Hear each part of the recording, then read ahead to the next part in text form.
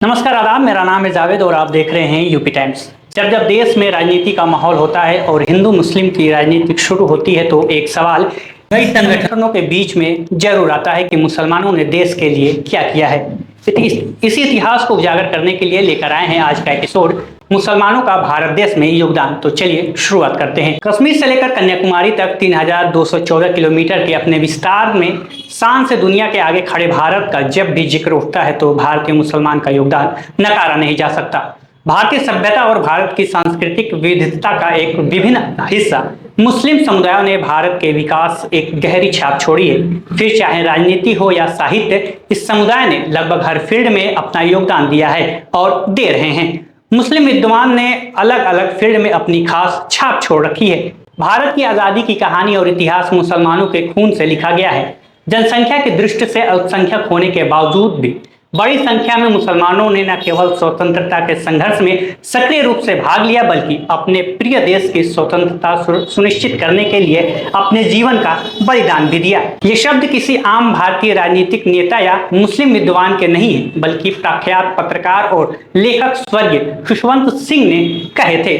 देश में बैलिस्टर मिसाइल और टेक्नोलॉजी को सक्सेसफुली इंडिपेंडेंट बनाने के बाद से लेकर चंद्रयान 3 की सफल लॉन्चिंग तक आपको मुस्लिम चेहरे की एक लंबी चौड़ी फहरिस्त मिल जाती है। आज़ादी की शुरुआती दिनों में सर सैयद अहमद खान, एपीजे अब्दुल कलाम और हकीम अब्दुल हमीद जैसे वैज्ञानिकों से लेकर 2023 में आरिफ अहमद, अख्तर अब्बास, इरशद जमाल, सना फिरोज, यसर अम्मान, मोहम्मद साबिर आलम, खुशबू मिर्जा, ये कुछ ऐसे नाम हैं जिसे हम हिंदुस्तानी जानते हैं। एपीजे अब्दुल कलाम भारतीय विज्ञान में वो नाम है जिसे भारत के राष्ट्रपति होने का भी गौरव प्राप्त है और जिसे मिसाइल मैन के रूप में भी पूरा देश जानता है। आपको बता दें कि दिल्ली के इंडिया गेट पर स्वतंत्रता सेनानियों के करीब 95,300 नाम लिखे गए हैं, जिसमें से 61,945 मुस्लिम सेनानियों के नाम हैं। इसका मतलब यह हुआ कि भारत की आज़ादी के लिए अंग्रेजों के खिलाफ आवाज उठाने, लड़ने और बलिदान देने वालों में से 65% मुस्लिम स्वतंत्रता सेनानी थे। स्वतंत्रता सेनानी मुसलमानों ने सबसे ज्यादा कुर्बानी दी, लेकिन उनके बलिदानों को या कह लें कि जनता की नजरों से ओझल कर दिया गया। सच्चाई जानने और इसकी तह तक जानने के लिए भारतीय इतिहास को खंगोलना होगा। हर भारतीय को इस तथ्यों से अवगत होना चाहिए कि अपने बच्चों को भी देश की स्वतंत्रता आंदोलन की वास्तविकता से अवगत कराना चाहिए। स्वतंत्रता संग्राम में मुसलमानों के बलिदान के प्रति हर भारतीय को जागरूक करना हम सभी का दायित्व है। यदि हम अंग्रेजों द्वारा भारत पर नाजायज कब्जे और फिर उनके खिलाफ स्वतंत्रता संग्राम की शुरुआत की जांच करें तो यह तथ्य सामने आता है कि पहला स्वतंत्रता संग्राम 1780 में हैदर अली और उनके बेटे टीपू सुल्तान द्वारा शुरू किया गया था और पहली बार 1790 में हैदर अली और टीपू सुल्तान ने मैसूर निर्मित रॉकेटों का बड़ी सफलता के साथ प्रयोग किया था। हैदर अली और उनके बहादुर बेटों ने 1780 और 1790 के दशक में ब्रिटिश आक्रमणकारियों के खिलाफ रॉकेट और तोप का प्रभावी ढंग से इस्तेमाल किया था। भारत में हर कोई जानता है कि झांसी की रानी ने अपने दत्तक पुत्र के लिए राज्य और शासन पाने के लिए लड़ाई लड़ी, लेकिन हम में से कितने लोग जानते हैं कि बेगम हजरत महल स्वतंत्रता के पहले युद्ध की गुमनाम नायिका थी, जिसने ब्रिटिश मुख्य आयुक्त सर हेनरी लॉरेंस को भयभीत कर दिया था और 30 जून 1857 को चिनपुट की निर्णायक लड़ाई में अंग्रेजी सेना को उनके द्वारा अपमानजनक हार का सामना करना पड़ा था। क्या आप जानते हैं कि भारत के प्रथम विश्व युद्ध का आयोजन और नेतृत्व किसने किया था? जवाब है मौलवी अब्दुल्ला शाह, जिन्होंने देश में पहला स्वतंत्रता संग्राम आयोजित किया था। स्वतंत्रता संग्राम में बड़ी संख्या में स्वतंत्रता सेनानियों ने अपने प्राणों की आहुति दी, जिनमें से 90% स्वतंत्रता सेनानी मुस्लिम थे। अशफाक उल्लाह खां को ब्रिटिश राज के खिलाफ साजिश के आरोप में फांसी दी गई थी। इस प्रकार वह ब्रिटिश सरकार के खिलाफ अपने संघर्ष के लिए फांसी दिए जाने वाले पहले स्वतंत्रता संग्राम मुजाहिद बने गए। फांसी के वक्त अशफाक उल्लाह खां मात्र 27 वक्त के थे। मौलाना अब्दुल कलाम आज़ाद भारत के स्वतंत्रता आंदोलन के दौरान एक प्रमुख धार्मिक विद्वान और भारतीय राष्ट्रीय कांग्रेस के एक वरिष्ठ मुस्लिम नेता थे।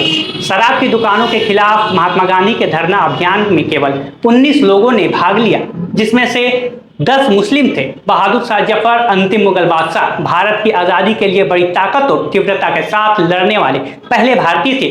उनकी इसी लड़ाई से 1857 का राजद्रोह हुआ।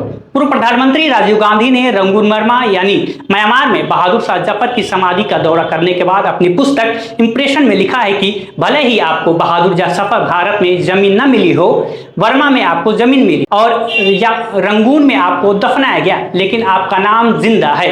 मैं भारत के पहले स्वतंत्रता संग्राम के प्रतीक बहादुर शाह जफर को श्रद्धांजलि अर्पित करता हूं, जो भारत का स्वतंत्रता संग्राम का प्रारंभिक बिंदु थे। आपको यह भी बता दें कि अमीर हमजा ने इंडियन नेशनल आर्मी यानी आजाद हिंद फौज को लाखों रुपए का दान दिया था।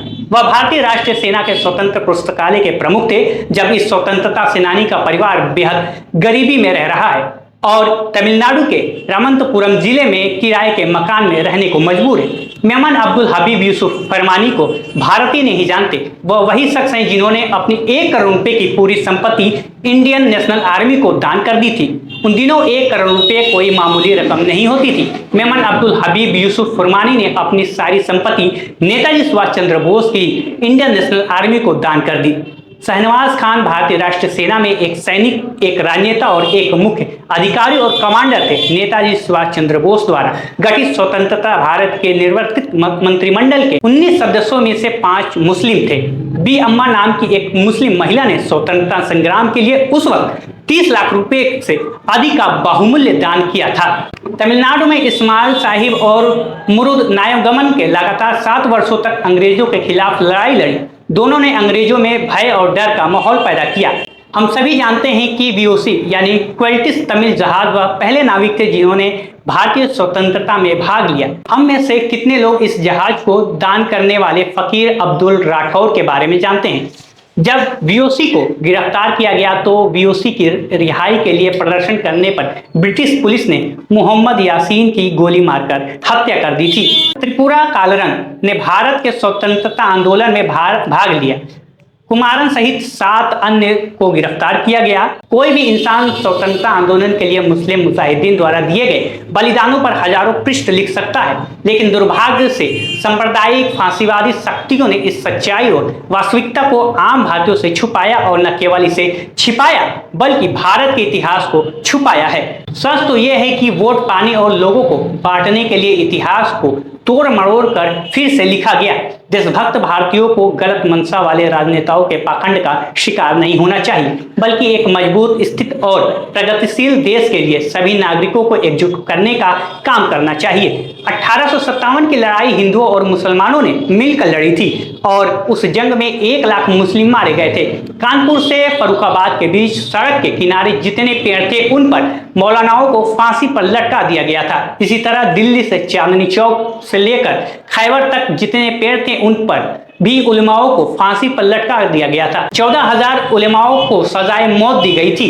जामा मस्जिद से लाल किले के बीच मैदान में उलेमाओं को नंगा कर जिंदा जलाया गया था। लाहौर की शाही मस्जिद में हर दिन 80 मौलवियों को फांसी पर लटकाया कर उनकी लाशें रावी नदी में फेंक दी जाती थी। कादरी साहिब ने लिखा है कि फांसी पर चढ़ने वाले और काला पानी की सजा पाने वालों में 75% मुसलमान थे। इतना ही नहीं, ये मुसलमान हैदर अली और टीपू सुल्तान के समय से ही अंग्रेजों के खिलाफ लड़ रहे थे।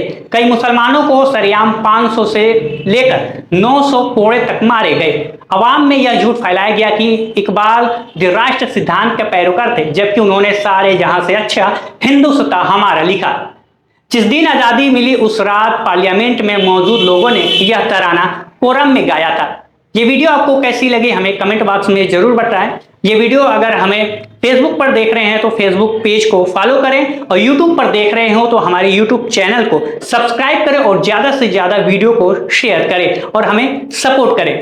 आपसे हमें निवेदन है कि इस चैनल को ज्यादा से ज्यादा लोगों तक पहुंचाएं और यूपी की आवाज बने। जय हिंद, जय भारत।